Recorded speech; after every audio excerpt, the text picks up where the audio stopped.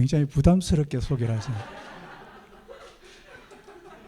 사실 오늘 제가 온 것은 설교를 한다기보다는 이 두 분이 강해 설교 배웠거든요. 제가 그 앞에서 설교하겠습니까? 보고 싶어서 왔어요. 네, 보고 싶어서 왔고 사역하는 그 모습을 눈으로 좀 보고 싶어서 왔습니다. 또 여러분도 보고 싶어 왔습니다. 네. 우리 신 목사님 사모님은 천안교회에서 그 특성이 너무 좋았어요. 네.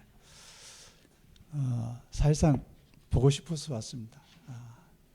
그러나 우리가 하나님 말씀으로 교제하기 왔으니까 지금 말씀을 전하도록 하겠습니다.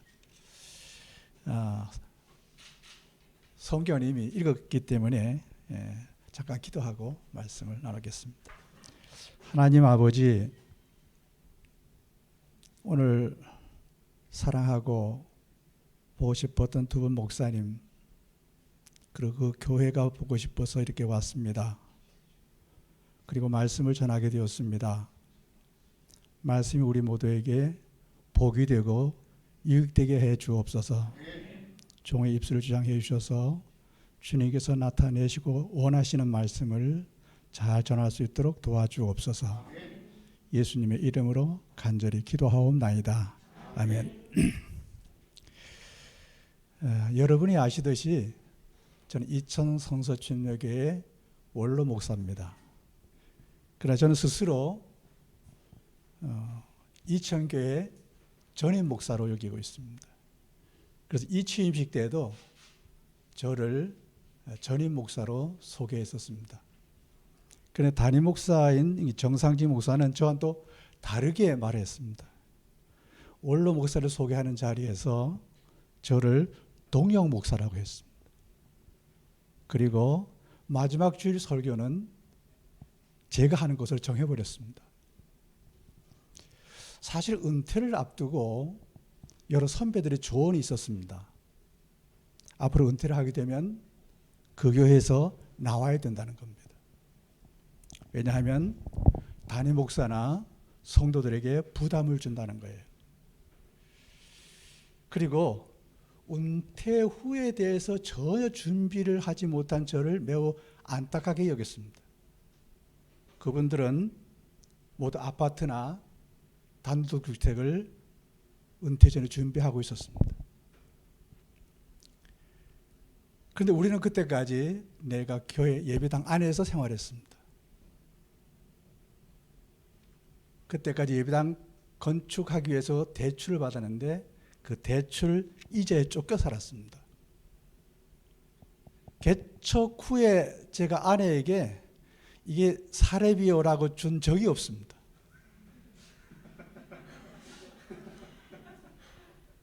그런데 불평 한마디 없이 지금까지 내조해온 아내에게 늘 고맙게 생각합니다. 네. 어느 날 제 아내와 담임 목사 사모가 집을 보러 가자고 했습니다. 4층 연립 건물 1층인데 30평이 훨씬 넘는 아주 넓은 집이었습니다. 제 아내가 마음 들어 했고 교회에서 그 집을 목사 사택으로 구입했습니다. 아내는 최근에 사택을 위해서 기도했는데 기도 응답이 너무 속히 응답됐다고 굉장히 좋아했습니다. 놀라운 것은 그 집과 우리 예배당 건축한 시기가 같았다는 거예요. 하나님은 예배당 건축과 동시에 우리가 거처할 집을 준비하셨던 겁니다. 담임 목사 또 이 취임식 때 원로 목사로서 저는 오늘 본문에 대한 설교를 했습니다. 예배당 규모와 상관없이 성숙한 교회가 됩시다. 고린도 교회는 성숙하지 못한 미숙한 교회였습니다. 바울은 고린도 교회 예배당 크기를 말하지 않습니다. 성도의 숫자나 재정적인 형편도 말하지 않습니다. 그들은 육신에 속해서 서로 시기와 분쟁이 있었습니다. 바울파, 아볼로파, 게바파, 그리스도파로 나누어졌습니다. 그리고 저마다 자기들 파가 정통이라고 주장했습니다. 저는 우리 교회가 파벌이 없었으면 좋겠다고 했습니다. 전임 목사파, 후임 목사파로 나누지 말자고 했습니다. 신령하고 성숙한 교회는 예수님 안에 하나입니다. 이 교회도 두 분 목사님이 서로 동력을 하고 있습니다. 앞으로 권석진파, 심재표로 나누지 말아야 합니다. 파벌과 분쟁은 목사나 성도들이 육신적일 때 일어나는 겁니다. 교회는 세상 나라처럼 권력 게임을 하는 곳이 아닙니다. 주님이 말씀하신 교회의 모습은 사랑으로 섬기는 곳입니다. 그러므로 소속한 교회를 위해서 우리는 영적 시야를 가져야 합니다. 첫째, 하나님을 향한 영적 시야입니다. 오늘 본문 고린도전서 3장 5절을 보면 그런즉 아볼로는 무엇이며 바울은 무엇이냐? 그들은 주께서 각각 주신 대로 너희로 하여금 믿게 한 사역자들이니라. 제가 알기에 고린도 교회는 바울이 개척한 것으로 알고 있습니다. 그리고 바울이 그의 주인 행세를 할 수도 있습니다. 그러나 바울은 절대 분쟁을 조장하지 않습니다. 그렇다고 아볼로파나 게오파를 인정하는 것도 아닙니다. 우리는 하나님이 불러 쓰시는 사역자라고 말합니다. 한마디로 주인은 하나님이시요 우리는 일꾼들이라는 겁니다. 사람과 비교해서 우월감을 갖지 말아야 합니다. 사람을 상대로 열등감도 갖지 말아야 합니다. 하나님의 사역자라면 시선을 하나님께 두어야 합니다. 사람들의 인기보다 하나님의 인정받는 종이 되어야 합니다. 사람이 주는 보상보다 하나님이 주실 상급을 기대해야 합니다. 보면 3장 8절을 보면은 심는 이와 물지는 이가 한 가지나 각각 자기의 일한 대로 자기의 상을 받으리라 하겠습니다. 하나님을 향한 영적 시야를 가져야 합니다. 두 번째로는 서로를 향한 영적 시야도 가져야 합니다. 먼저 목사를 향한 성도들의 영적 시야입니다. 고린도서 3장 9절을 봅니다. 우리는 하나님의 동역자들이요 너희는 하나님의 밭이요 하나님의 집이니라. 여러분의 목사님은 하나님과 동역하시는 분들입니다. 권석진, 심재혁 두 분은 하나님의 동역자입니다. 개인의 일이 아니라 하나님의 일하는 동역자십니다. 하나님의 사역자인과 동시에 동역자입니다. 하나님은 일만 시키시는 분이 아니십니다. 친히 사역자들과 함께 동역하십니다. 예수님은 유대인들을 향해서 이렇게 말씀하신 적이 있습니다. 요한복음 8장 29절입니다. 나를 보내신 이가 나와 함께 하시도다. 나는 항상 그가 기뻐하시는 일을 행함으로 나를 혼자 두지 아니하셨느니라. 하나님이 늘 함께 하시는 동역자이십니다. 그리고 제자들에게 이런 자부심도 주셨습니다. 요한복음 13장 20절입니다. 내가 진실로 진실로 너희에게 이르노니 내가 보낸 자를 영접하는 자는 나를 영접하는 것이고 나를 영접하는 자는 나를 보내신 이를 영접하는 것이니라. 그러므로 성도들은 목사님을 존중히 여기시기 바랍니다. 그것이 목사님들을 보내신 예수님을 존중히 여기는 겁니다. 그럴 때 하나님도 존중히 여기는 자를 존중히 여겨주실 줄로 믿습니다. 다음에는 성도들을 향한 목사들의 영적 시야입니다. 같은 3장 9절을 또 다시 한번 읽습니다. 우리는 하나님의 동역자들이요 너희는 하나님의 밭이요 하나님의 집이니라. 성도들은 하나님의 밭이요 하나님의 집입니다. 그러므로 성도 한 사람 한 사람이 귀한 존재입니다. 내가 경작하고 관리해도 하나님의 밭이요 하나님의 집입니다. 밭은 심은 대로 거두게 합니다. 콩을 심었는데 팥이 나게 하지 않습니다. 팥을 심었는데도 콩이 나게 하지도 않습니다. 수확한 다소간의 차이가 있을 수 있습니다. 토질에 따라서 많고 적을 수가 있습니다. 그러나 밭은 반드시 심은 것을 거두게 합니다. 그러므로 무엇을 심을까부터 먼저 생각해야 합니다. 일을 맡기신 하나님께서 지켜보고 계실 겁니다. 하나님의 말씀에 좋은 씨를 심도록 합시다. 즉시 결과가 나타나지 않을 수도 있습니다. 그러나 언젠가는 반드시 거두게 하실 것입니다. 성도는 또한 하나님의 집입니다. 집은 주인에 의해서 가치가 달라집니다. 백악관의 가치는 그 집이 백색이기 때문이 아닙니다. 청와대의 가치는 그 기와가 청색이기 때문도 아닙니다. 그 가치는 그 집에 대통령이 거주하고 있기 때문입니다. 성들의 가치는 외모의 아름다움이 있지 않습니다. 그 가진 권력이나 사회적인 배경에 있지도 않습니다.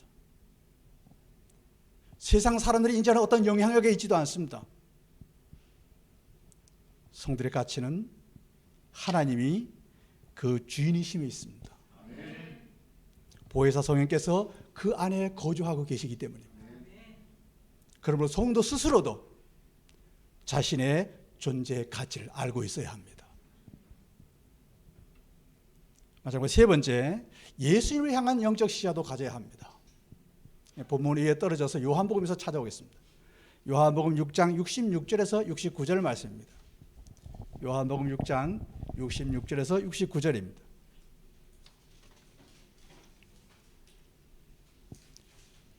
그때부터 그의 제자 중에서 많은 사람이 떠나가고 다시 그와 함께 다니지 아니하더라. 예수께서 12 제자에게 이르시되 너희도 가려느냐? 시몬 베드로가 대답하되 주여 영생의 말씀이 주께 있사오니 우리가 누구에게로 가오리까? 우리가 주는 하나님의 거룩하신 자이신 줄 것을 믿고 알았사옵나이다. 요한복음 6장은 오병이어의 표적이 있고 난 후에 모든 내용입니다. 예수님께서 보리떡 5개 물고기 2마리로 5,000명을 먹이시고 12바구니나 남게 하셨습니다. 학자들에 의하면 5,000명이 장정만입니다. 전체적인 숫자를 하면 수만 명이 될 것이라고 예상하고 있습니다.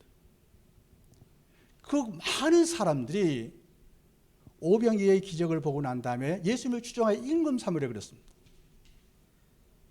그러자 예수님은 제자들을 서둘러서 그곳을 떠나게 하십니다. 그리고 예수님도 기도하러 산으로 올라가십니다.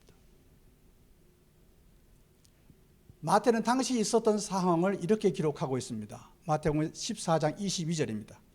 예수께서 즉시 제자들을 재촉하사 자기가 무리를 보내는 동안에 배를 타고 앞서 건너편으로 가게 하시고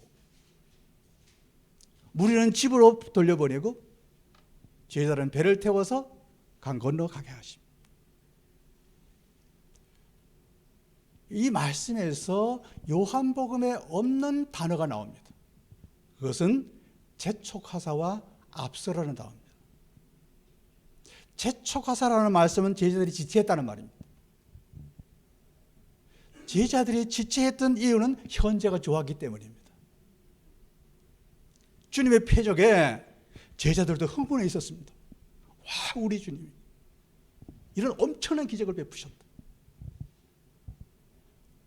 그러자 이 주님은 재촉하사 그 자리를 떠나게 하십니다. 육신적인 무리들의 영향을 받을까 두려우셨기 때문입니다. 그리고 예수님은 홀로 기도하러 산으로 올라가십니다. 물질의 풍성함은 신앙과 관계없이 모두 좋아합니다. 그 양적 부흥은 우리로 하여금 그곳에 안주하고 싶어 합니다. 사람 누구나 연예인처럼 사람들의 인기에 연연할 수도 있습니다. 그러나 하나님 말씀이 떠나라면 떠나야 합니다. 하나님 말씀이 멈추라 하면 멈춰야 합니다. 그 말씀이 내 뜻과 다를지라도 순종해야 합니다. 주님 말씀하시면 내가 나아가리라. 주님 뜻이 아니면 내가 멈춰서리다. 나의 가고 서는 것 주님 뜻에 있으니 오 주님 나를 이끄소서. 그리고 앞서라는 단어는 내 곧 뒤따라가겠다는 겁니다. 예수님은 함께 가시지 않고 제자들만 가라고 하십니다.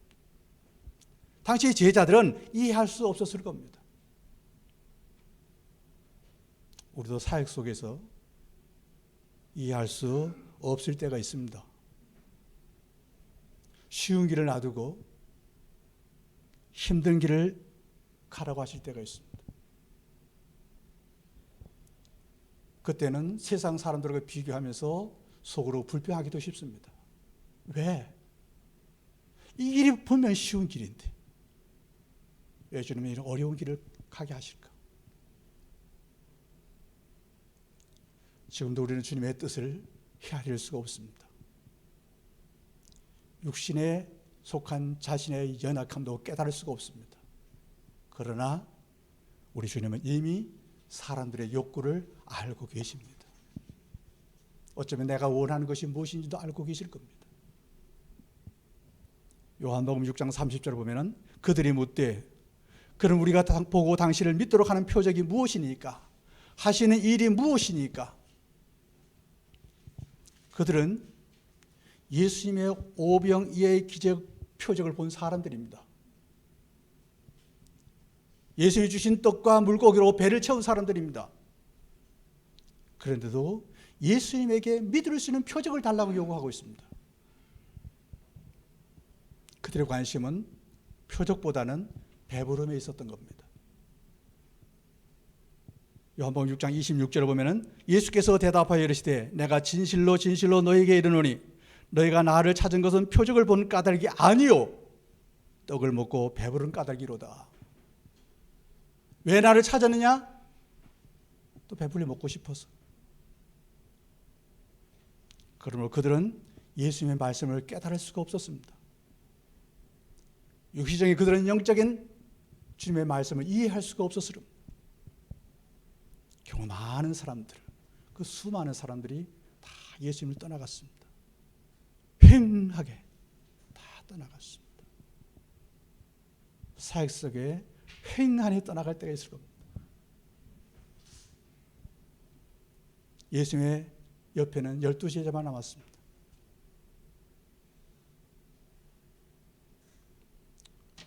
주님이 12제자에게도 말씀하십니다. 너희도 가려느냐? 너희도 가려느냐? 우리에게도 동일한 질문을 하십니다. 너희도 가려느냐? 베드로가 대답합니다. 주여 영생의 말씀이 주께 있사오니 우리가 누구에게로 가오리까? 우리가 주는 하나님의 거룩하신 자신 줄 믿고 알았사옵나이다. 영생의 말씀이 여기 있는데 우리가 어디 갈까요?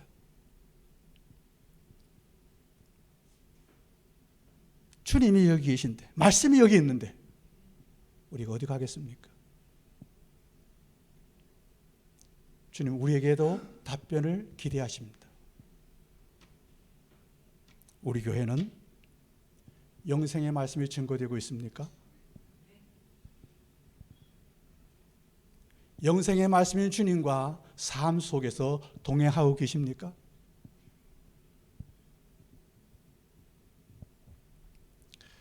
결론적으로 말씀을 드립니다. 진지한 교회의 부흥과 성숙의 평가는 사람이 아니라 주님이 하시는 겁니다. 신령한 사람으로서 영적인 눈을 떠서 하나님을 그리고 서로를 예수님을 바라봐야 합니다. 그리고 하나님 앞에서의 자신의 존재의 가치를 바로 깨닫고 하나님의 뜻을, 예수님의 뜻을 깨달아야 합니다. 아름답고 웅장한 예배당 건물과 수만 명이 모이는 교회에 기죽지 맙시다. 예수님의 사역 속에도 수만 명이 다 떠나가고 12명이 남았었습니다. 그러나 약속하신 성령께서 임재하셨을 때 그 12명은 결코 작은 숫자가 아니었습니다. 이 교회도 성령의 역사하심으로 주님이 인정하시는 성숙한 교회였으면 좋겠습니다. 기도드리겠습니다.